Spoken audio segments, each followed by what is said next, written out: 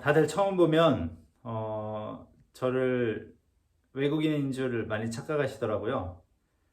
그리고 또 어떤 분들은 스님이라고, 이게 두상이 머리가 밀었다 보니까 스님 같다고 하시는데, 최근에는 저 새로운 별명이 생겼습니다. 누가 그러더군요, 저보고 외국 스님 같다고. 네, 어떻게 공감이 좀 되시나요? 저를 만나신 분들은 그런 것 같다고 다들 공감을 해주십니다. 안녕하세요. 저는 모두가 안녕한 세상을 꿈꾸며 자원봉사 관리자라는 직업을 가지고 살고 있는 대덕구 자원봉사센터의 사무국장 윤대진이라고 합니다. 반갑습니다. 예전에 자원봉사라고 하면 되게 쓰레기를 줍거나 또는 어려운 사람을 도와주는 그런 일들이라고 주로 생각을 했는데요. 현대에 와서는 다양한 현대 여러 가지 문제들을, 사회 문제를 해결하는 행동 양식이 자원봉사라고, 그 폭이 굉장히 넓어졌습니다. 앞서 보셨던 영상은 대덕구 자원봉사센터가 2019년에 런칭한 청소년 안녕학교라는 프로그램의 한 부분이었는데요. 한남대학교와 함께 진행했던 사업이고요. 청소년과 한남대학교 대학생들이 멘토 멘티가 돼서 사회 문제를 해결하는 자원봉사 활동을 직접 기획하고 실행하고 평가했던 그 영상이었습니다. 사실은 오늘 그 자원봉사 이야기를 좀 할까 했는데요. 생각이 좀 바뀌었어요. 네. 제가 한남대학교 건축공학과 01학번 출신입니다. 입학한 지 어느덧 20년이 지났는데요. 당시에는 제가 채플의 수강자였다가 지금은 교수자가 돼서 여러분 앞에 서게 됐다니 참 감사하기도 하고요. 또 좀 부끄럽기도 합니다. 네. 부끄러운 이유는요. 그 당시 저도 채플을 들었으니까요. 채플 시간에 주로 눈을 감고 명상에 빠졌던 기억들이 좀 있어서인데요. 어, 그러다 보니까 여러분들도 오늘 이 채플 수업을 들으면서 자진 않을까 뭐 이런 걱정을 좀 했던 것 같고요. 무엇보다 어떻게 하면 여러분들한테 좋은 의미 있는 시간을 선물할 수 있을까, 그런 고민을 좀 많이 했습니다. 그러다가 아무래도 자원봉사에 대한 이야기보다는 여러분들이 평소에 잘 들을 수 없었던, 여러분보다 한 20년 정도 앞서갔던 저의 대학 생활과 또 방황했던 시기가 있거든요. 그 방황을 어떻게 극복했는지에 대한 그 스토리를 들려 드릴까 합니다. 제가 지금 이 대덕구청과 관련된 부서에서 일하고 있는 것은 한 2년 정도 전 일인데요. 2년 정도 됐습니다. 당시 그 채용된 직급이 6급 공무원 대우에 기관 전체를 책임지고 총괄하는 사무국장 역할을 맡았는데요.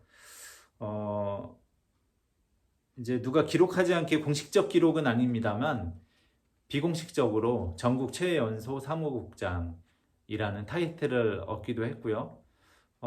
아마도 이제 공식적이지 않다 보니까 최연소는 아닐 수도 있지만 주변에 있는 다른 자원봉사센터를 돌아봤을 때 한 50대 중반 내지 빠르면 40대 후반의 사무국장들이 계신 것을 보면은 최연소는 아니어도 연소 사무국장이라고는 할 수가 있을 것 같습니다. 뭐 연소 사무국장, 최연소 사무국장 뭐 이런 것 때문에 채플에 선 것은 아니라고 생각을 하고요. 아마도 채플에 제가 여러분 앞에 서서 이야기할 수 있는 것은 아마도 비교적 제가 하고 싶은 일, 비교적이 아니죠. 저는 제가 세상을 바꾸는 일을 하고 싶거든요. 네, 크건 작건 세상을 바꿔내는 일을 하고 싶은데, 세상을 바꾸는 일을 제가 자유롭게 하면서 살고 있다는 점에서 여러분 앞에서 드릴 수 있는 이야기가 있는 것 같습니다. 아마 제 건축학과 01학번 동기들이 지금 이 장면을 본다면 굉장히 의아해 할 텐데요. 그 이유는요. 저는 대학교 때 굉장히 소극적인 학생이었고요. 또 이제 수업 시간에 땡땡이 또 땡땡이라기보다는 거의 멍 때리기를 많이 했었고 소위 학교에서 바라보면 아웃사이더 라고 하는 그런 생활을 했었습니다. 그러다 보니까 뭐 동기들이 보면 지금 걔가 걔야 뭐 이렇게 생각할 수 있는데요. 그러나 여러분 꽃은 피어나야 될 시기에 반드시 피어납니다. 네, 은은한 달빛으로도 피어나는 달맞이 꽃이 있습니다. 여러분 각자 피어나는 시기가 다를 뿐입니다. 제가 피어난 걸 보면 아마 여러분 모두 다 피어날 수 있을 거라고 생각을 합니다. 이제 본격적으로 제 이야기를 좀 해볼 텐데요. 저의 초등학교 시절은 저는 놀아도 끝없이 에너지가 솟구치는 그런 아이였어요. 끊임없이 놀아도 또 놀고 싶은 그런 아이였어요. 밤 늦게까지 공부를 열심히 하고 반에서는 학업 성적을 1등을 하는 그런 아이는 아니었습니다만 놀이터에서 노는 것만큼은 1등을 했던 그런 아이였어요. 왜냐면 놀이터에 누가 제일 끝까지 남아서 노나 이렇게 보면 항상 제가 맨 마지막까지 놀고 있더라고요. 네. 반면에 어른스럽다는 이야기는 좀 많이 들었었습니다. 제 약간 좀 성숙해 보이는 외모가 그때도 그랬거든요. 네. 그래서 그럴 수도 있고요. 이제 다른 아이들은 생각하지 않고 지나가는 그런 문제들에 대해서 저는 궁금한 것이 굉장히 많았어요. 호기심도 많았고 특히 어려운 사람에 대해서 어려운 친구에 대한 어떤 고민들, 왜 걔네 집은 힘들고 걔는 어려운 삶을 살아야 될까? 우리는 왜 가진 것이 서로 다를까? 직업에 귀천이 없다고 하는데 왜 귀천이 있지? 뭐 이런 고민들을 실제로 많이 했고요. 많이 질문도 하는 그런 아이였어요. 네. 저희 중고등학교 시절은 굉장히 암담했습니다. 거의 뭐 잠깐의 쉬는 시간, 체육 시간 외에는 재미있는 게 정말 하나도 없었어요. 친구들하고 뭐 어울려 노는 거야 재밌었지만요.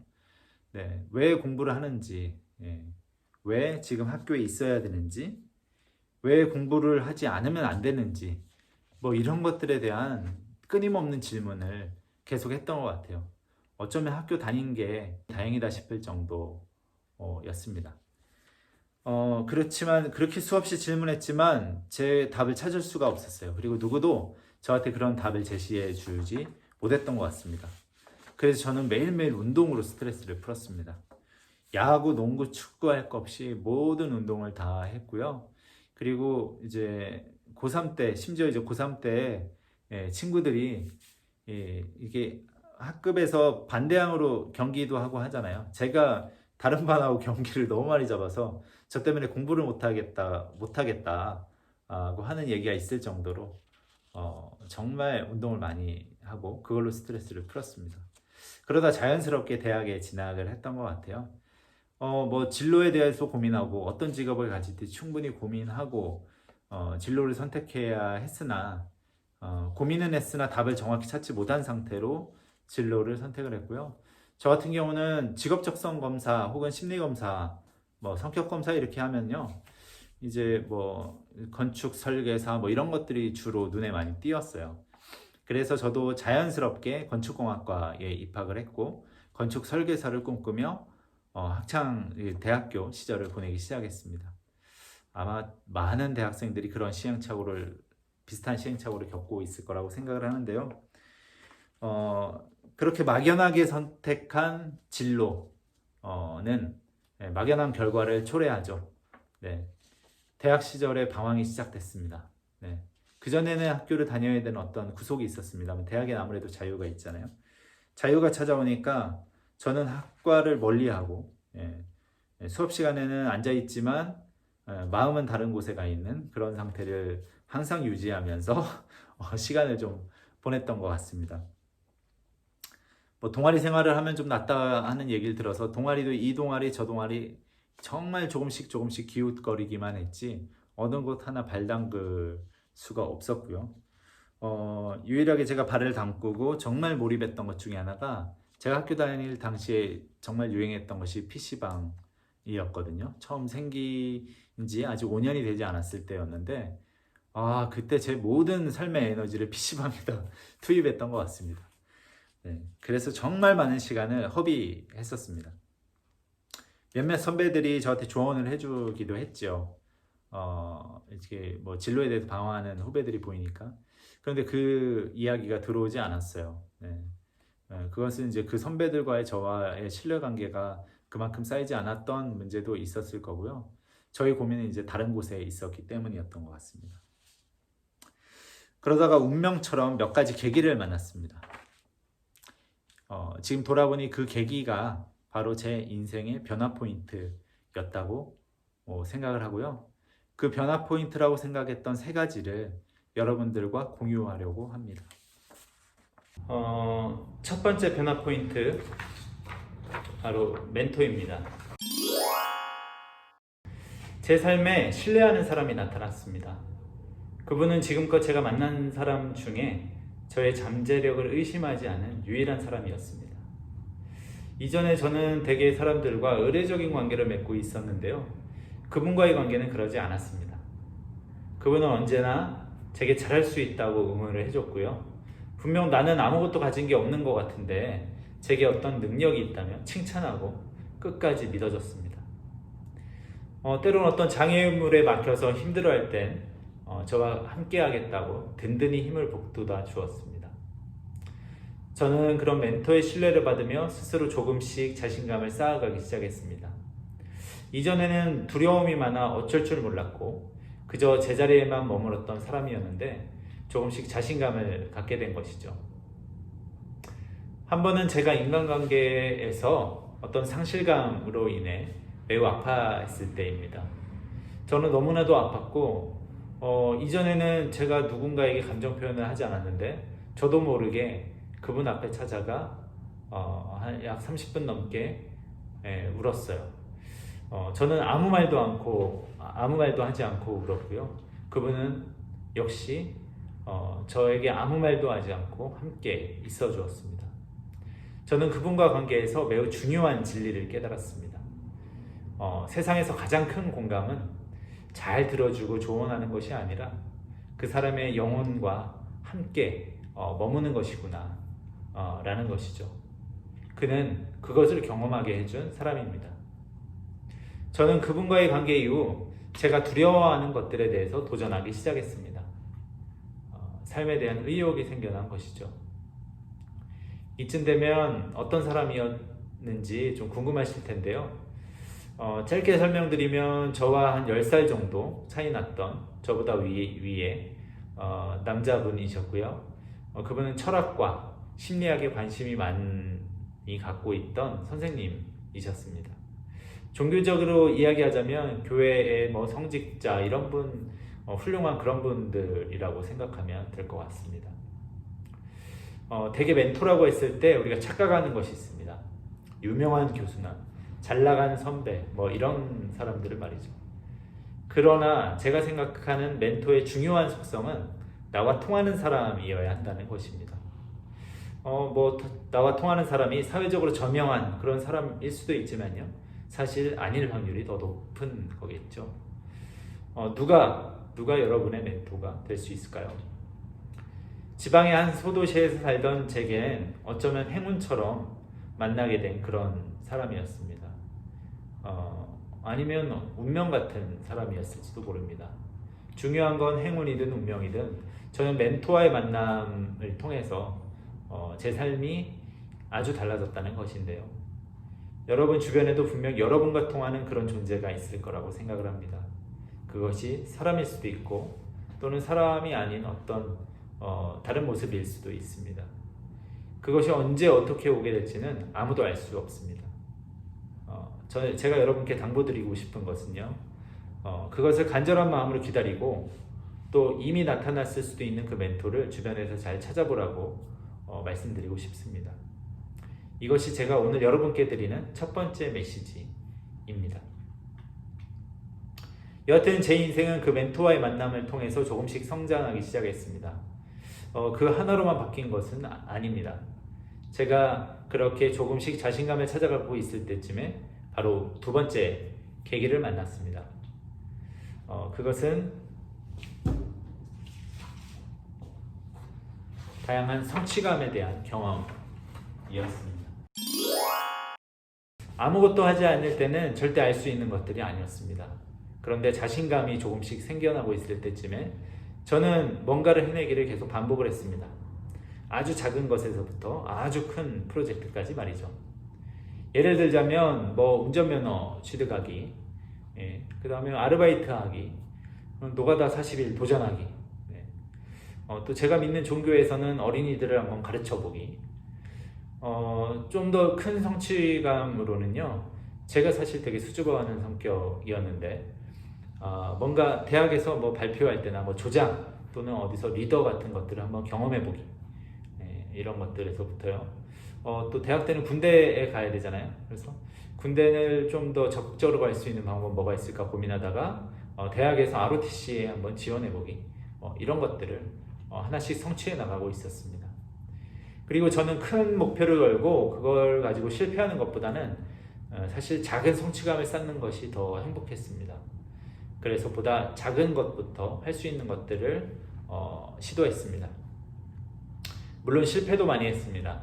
실패는 주로 학과 공부에 대한 것들이었는데요. 사실 실패한 가장 큰 원인이라고 생각하는 거는요, 그 제가 즐거워하는 일이 아니었고요. 또 하기 싫은 것을 해야 할 만큼 내적으로 충분한 동기가 있지 않았기 때문에 실패를 했던 것 같습니다.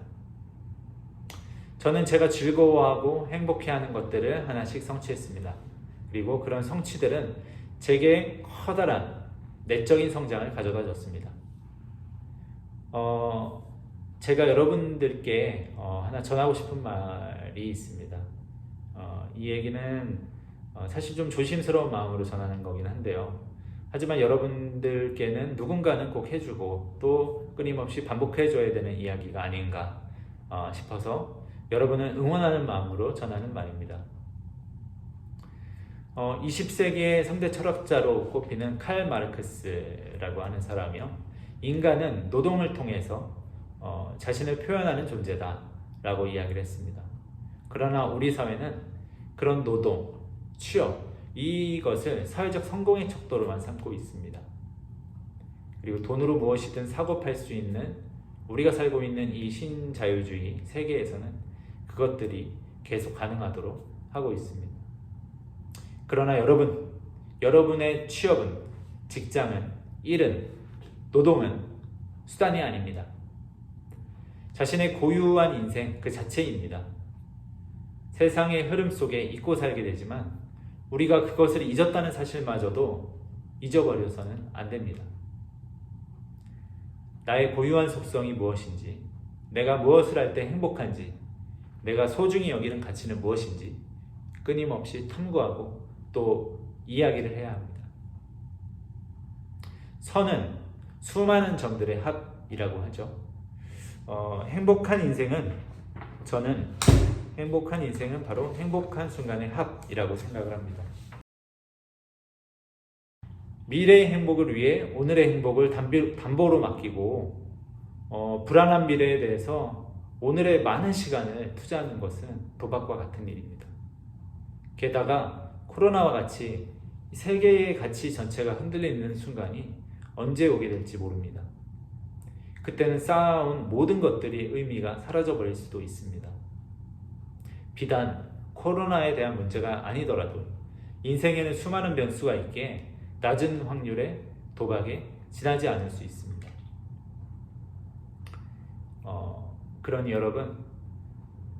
여러분이 진정 좋아하고 행복해하는 그런 작은 것들부터 성취하시길 바랍니다. 제 삶을 바꾼 세 번째 변화 포인트, 바로 여행입니다. 여행이 삶의 터닝 포인트가 될 수 있다는 것은 익히 들어 누구나 다 알고 계실 것입니다. 다만 제가 말씀드리고 싶은 것은 여행의 어떤 점들이 터닝 포인트로서의 기능을 하는지에 대한 내용입니다. 흔히 인간은 보고 싶은 것을 본다는 말이 있죠. 이를 전문 용어로 확증편향이라고 합니다. 인지심리학자들은 자신이 원하는 결과를 간절히 바랄 때, 또는 사람이 저마다 뿌리 깊은 신념을 지키고자 할 때 다소 편향된 방법을 동원한다고 했습니다. 인간의 자기 중심성을 엿볼 수가 있는 거죠. 서울대학교 심리학과 최인철 교수는 공부를 잘하는 사람끼리, 잘생긴 사람끼리, 끼리끼리 만나는 이런 관계적 편중과 또 끼리끼리 모여 사는 지리적 편중에 의해 이런 확증 편향이 강화된다고 보았습니다. 공감이 되시나요? 그래서 불공정한 세상이 계속된다는 것입니다. 그런데 여러분, 그것 아시나요? 이런 관계적 편중과 지리적 편중을 넘을 수 있는 아주 자연스러운 방법이 바로 여행이라는 것입니다. 낯선 여행지에서 새로운 사람을 만나고 또 그것과 교류하고 자연스럽게 자신의 인식이 확장되는 것이죠.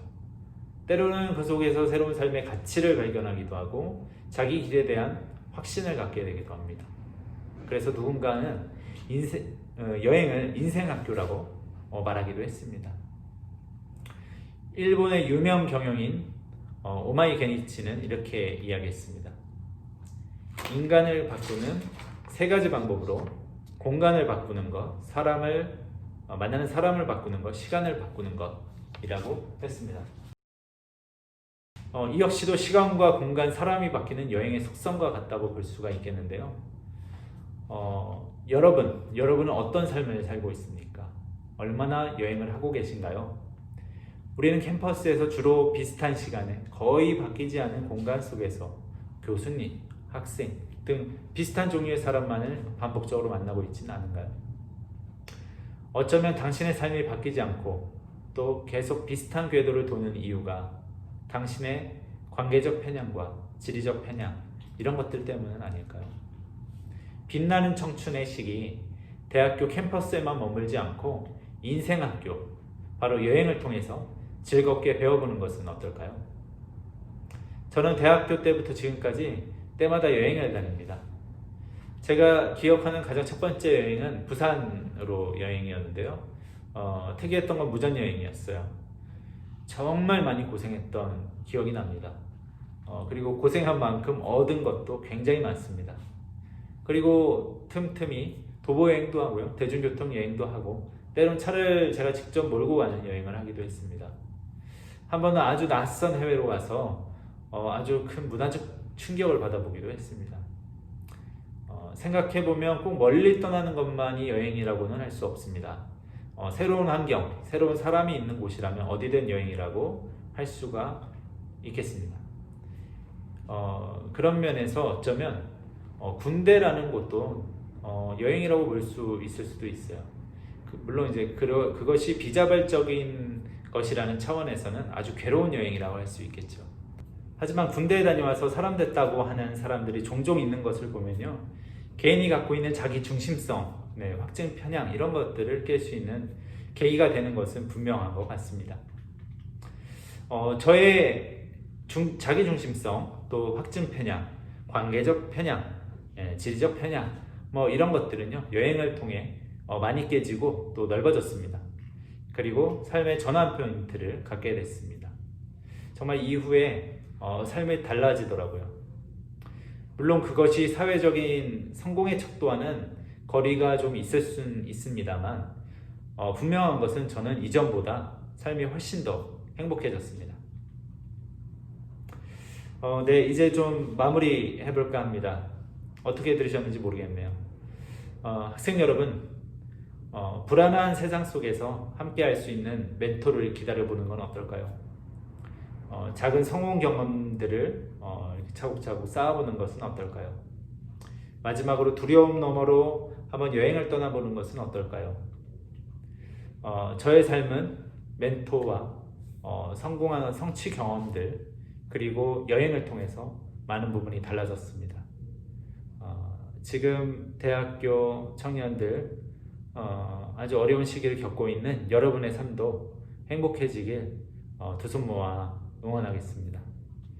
혹시 수강생 중에요, 저에 대해서 궁금한 사항이 있어서 추가적으로 좀 이야기 나누고 싶은 학생들이 있다면 교목실이나 대덕구 자원봉사센터로 직접 연락을 주시면 제가 여러분을 위해서 시간을 내도록 하겠습니다. 네. 자, 마지막으로 사회 문제를 해결하는 자원봉사 활동에도 많은 관심을 갖고 참여해 주시길 바라면서 인사드리겠습니다. 고맙습니다.